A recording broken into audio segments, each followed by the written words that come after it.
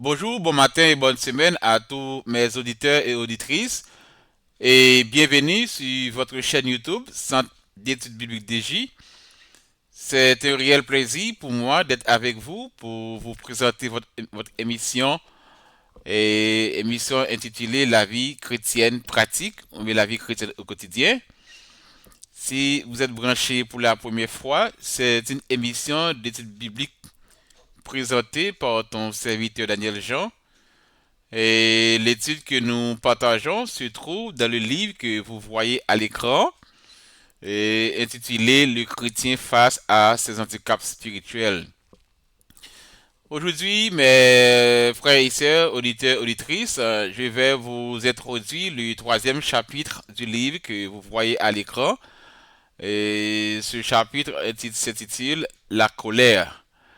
La colère, avant de rentrer dans le sujet, vous allez auditionner ce chant parce que c'est une chaîne d'études bibliques et de louanges à l'Éternel. Je vous souhaite bonne audition.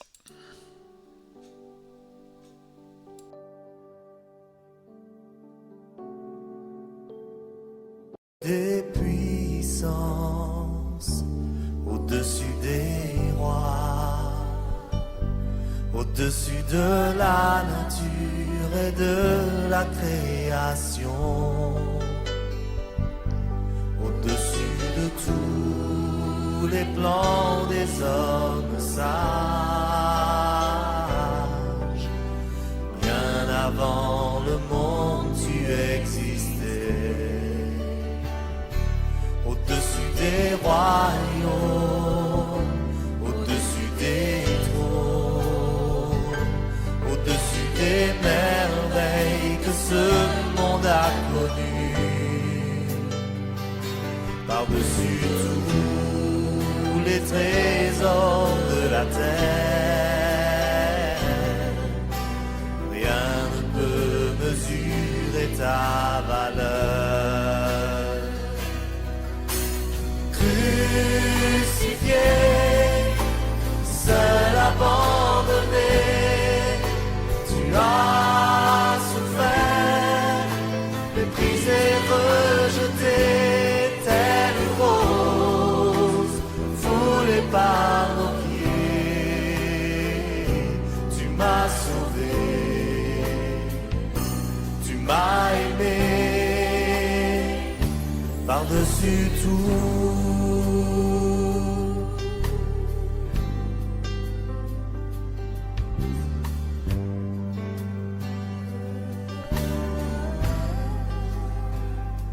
Au-dessus des puissances, au-dessus des rois, au-dessus de la nature et de la création, au-dessus de tous les plans des hommes sages, bien avant le monde tu existais. Au-dessus des royaumes, au-dessus des trônes, au-dessus des merveilles que ce monde a connues, par-dessus tous les trésors de la terre, rien ne peut mesurer ta valeur. Crucifié, seul abandonné, tu as souffert, méprisé, rejeté, telle une rose, foulée par nos pieds. Tu m'as sauvé, tu m'as aimé, par-dessus tout. Crucifié, seul abandonné, tu as souffert, méprisé, rejeté, telle une rose, foulée par nos pieds. Tu m'as sauvé, m'as aimé par-dessus tout.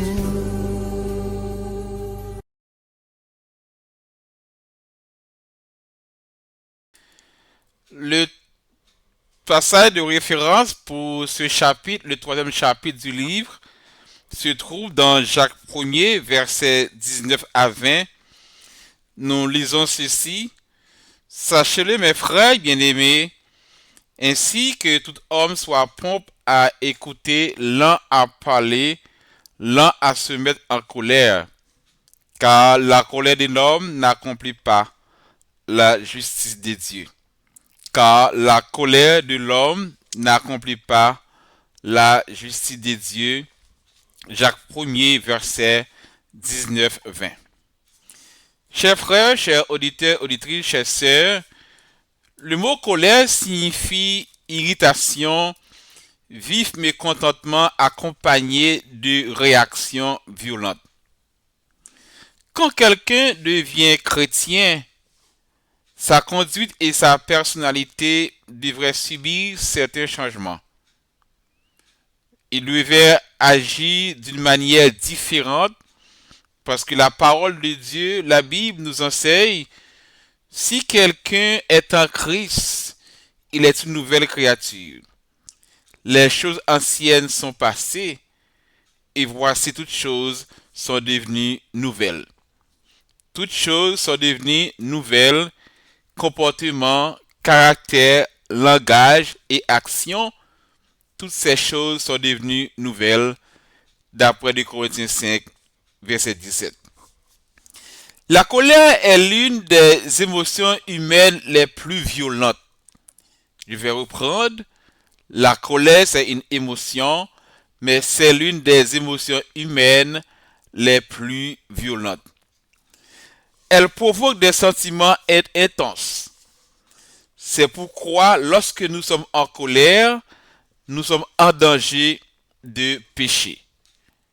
Une colère non maîtrisée peut pousser quelqu'un à pécher parce que la colère d'un homme n'accomplit pas la justice de Dieu.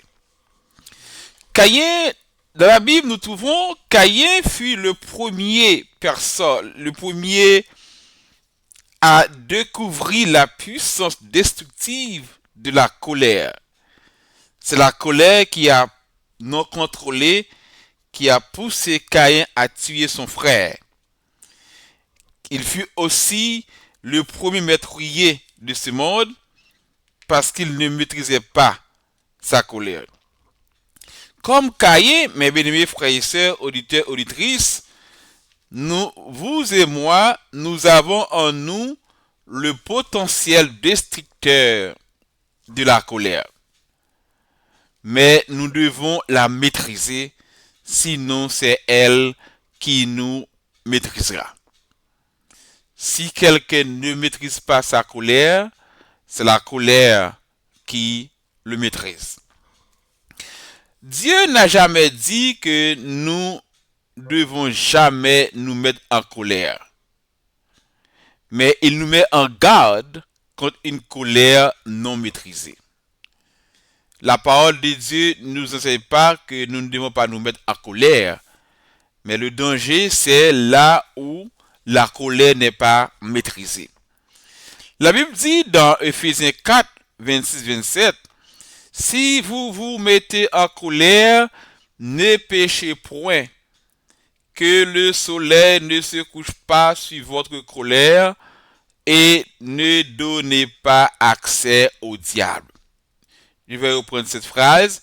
Si vous vous mettez en colère, ne péchez point, que le soleil ne se couche pas sur votre colère et ne donnez pas accès au diable. Quand la colère n'est pas maîtrisée, elle cause beaucoup de dommages. Lorsque nous sommes si fâchés au point de vouloir frapper quelqu'un et le blesser, nous péchons gravement. Lorsque nous sommes si fâchés au point de vouloir frapper quelqu'un et le blesser, nous péchons gravement. Or, la parole de Dieu nous enseigne que toute amertume, toute animosité, toute colère, toute clameur, toute calomnie et toute espèce de méchanceté disparaissent du milieu de vous. Éphésiens 4, verset 31. Chères auditrices, auditeurs, bien-aimés, frères et sœurs, la colère n'appartient pas seulement à l'homme. Dieu aussi ressent la colère. Mais il y a une grande différence entre la colère humaine et la colère divine.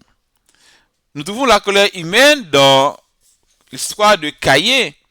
Dans Genèse 4, versets 4 à 6, nous trouvons Abel de son côté en fit une des premiers-nés de son troupeau et de leur graisse. L'Éternel porta un regard favorable sur Abel et sur son offrande, mais il ne porta pas un regard favorable sur Caïn et sur son offrande. Caïn fut très irrité et son visage fut abattu parce que l'Éternel ne porta pas un regard favorable sur son offrande. Et l'Éternel dit à Caïn, pourquoi es-tu irrité et pourquoi ton visage est-il abattu? Nous trouvons dans Genèse 4, verset 4, qui parle de la colère humaine, comment Caïn a été en colère parce que Dieu ne porta pas un regard favorable sur lui et sur son offrande. La colère humaine de Caïn éclate lorsque l'Éternel favorise l'offrande d'Abel et rejette l'offrande de Caïn. Et cette réaction montre à quel point l'orgueil et le désir de reconnaissance peuvent engendrer une profonde frustration.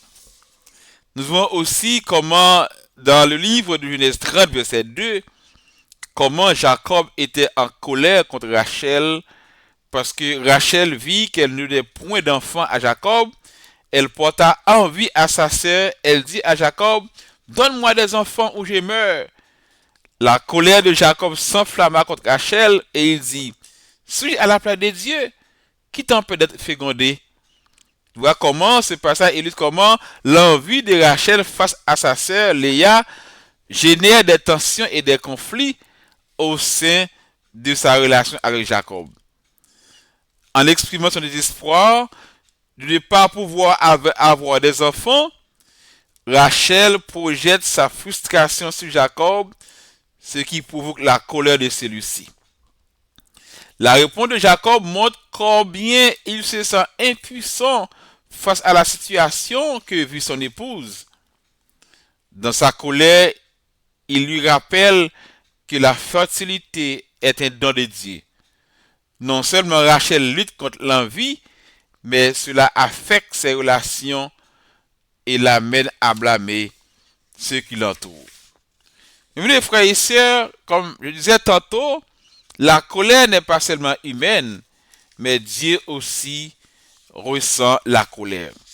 Nous voyons dans le livre de Jean 2, verset 13-17, comment Jésus se mettait en colère. Il entrait dans le temple, il trouva des vendeurs, des bœufs, des brebis et des pigeons, et il les chassait avec un fouet et des cordes, parce que ces gens-là transformaient les lieux de Dieu en un lieu de business. Jésus a manifesté sa colère contre ces gens-là. Cela nous montre que la colère n'est pas seulement humaine, mais la colère est divine. La colère de Dieu est juste. C'est pas comme la colère humaine. Quand Dieu se met en colère, c'est une colère juste. Nous allons voir pourquoi Dieu, la raison de la colère de Dieu. Et nous trouvons dans 1 Roi 14, 7 à 10, Dieu est en colère contre les gens qui adorent les idoles. Je n'aurai pas le temps de lire pour vous ce texte. Vous pouvez le lire chez vous. 1 Roi 14, versets 7 à 10. Et nous trouvons aussi là le péché, non pas seulement l'adoration des idoles qui provoque la colère de Dieu, il y a le péché aussi. Dans Deutéronome 9, 7 et 8, dans ce passage, l'Éternel rappelle aux Israélites les conséquences de leur rébellion et de leur désobéissance depuis leur sortie d'Égypte. Moïse les exhorte à ne pas oublier comment leur comportement a provoqué la colère de Dieu. En particulier, lors de l'épisode du mont Horeb, où ils avaient adoré un veau d'or. Leurs réactions ont non seulement irrité Dieu, mais aussi mis en péril leur existence en tant que peuple élu. Ici, la colère de Dieu découle de leur manque de foi et de leur ingratitude. Et ce passage sert d'avertissement pour tout enfant de Dieu qui oublierait ses œuvres et ses promesses de fidélité. Dieu, dans sa bonté et son amour, désire le meilleur pour nous et il est prêt à pardonner tout cœur repentant. Ce peuple a provoqué la colère de Dieu à cause de son péché. Vous voyez qu'il y a aussi l'injustice envers les plus faibles. Cette action provoque la colère de Dieu. Dans Ésaïe 10, versets 1 à 4, nous trouvons « Malheur à ceux qui prononcent des ordonnances iniques, à ceux qui transcrivent des arrêts injustes pour refuser l'injustice aux pauvres et ravir leurs droits aux malheureux de mon peuple, pour faire des veuves leur proie et des orphelins leur butin. Que ferez-vous au jour du châtiment et de la ruine qui du lointain fondra sur vous? Vous qui fuirez-vous, vers qui fuirez-vous pour avoir du secours? Et où laisserez-vous votre gloire? Les uns seront courbés parmi les captifs, les autres tomberont parmi les morts. Malgré tout cela, sa colère ne s'apaise point et sa main est encore étendue. D'après Ésaïe 10, verset 1 à 4. L'injustice les uns envers les autres, envers les plus faibles surtout, attire la colère de Dieu. Quand quelqu'un maltraite les autres ou pratique l'injustice, cela attire la colère de Dieu. En effet, Dieu a particulièrement en horreur l'injustice envers les plus faibles. Ici, la colère de Dieu s'embrase face aux injustices perpétrées par ceux qui détiennent le pouvoir. Les ordonnances uniques et les arrêts injustes dont il en est question visent à écraser les plus vulnérables de la société, tels les pauvres, les veuves et les orphelins. Cette méchanceté humaine est une véritable trahison envers l'essence même de la justice de Dieu. Et elle entraîne des répercussions graves. Frères et sœurs, auditeurs, auditrices, en tant que chrétiens, nous avons le devoir et la responsabilité de traiter les autres selon la justice avec équité et compassion. Cela démontre que comment Dieu se met en colère contre les gens qui font de l'injustice envers les plus faibles. Nous allons prier. Seigneur Dieu, je viens à toi avec un cœur agité. La colère trouble notre esprit, empoisonne nos paroles. Elle nous pousse à dire ou faire des choses que nous regrettons ensuite. Nous rejetons toute colère inutile, toute violence intérieure, tout esprit de dispute et de division. Nous refusons, Père, ce matin d'être esclaves de nos émotions. Seigneur, délivre-nous de cette colère qui nous consume. Arrache de notre cœur toute racine d'amertume, toute rancune cachée, toute blessure non guérie. Remplis-nous, Père, ce matin en Jésus-Christ par ton esprit, l'esprit de paix, de douceur et de maîtrise de soi. Enseigne-nous, Père, le silence quand il vaut mieux se taire et la sagesse quand il faut parler. Père, en Jésus-Christ, que ton amour soit plus fort que nos réactions, que ta paix règne en nous même au milieu des conflits. Je proclame que la colère n'aura pas le dernier mot dans notre vie. C'est à toi, Seigneur, qui règne dans notre cœur. Amen, amen, amen. Chers frères, chères sœurs, auditeurs, auditrices, je vous remercie sincèrement pour votre écoute et votre fidélité à cette émission. Et nous aurons le plaisir de vous présenter une nouvelle émission en créole la semaine prochaine. Et je vous souhaite déjà une excellente journée, une semaine bénie. Nous avançons vers la fin du mois de juin. Nous remercions le Seigneur pour ce mois et nous déclarons que le mois qui s'en vient, le mois de juillet, ce sera un mois béni de grâce et de bénédiction. Soyez bénis, bonne journée et bonne semaine.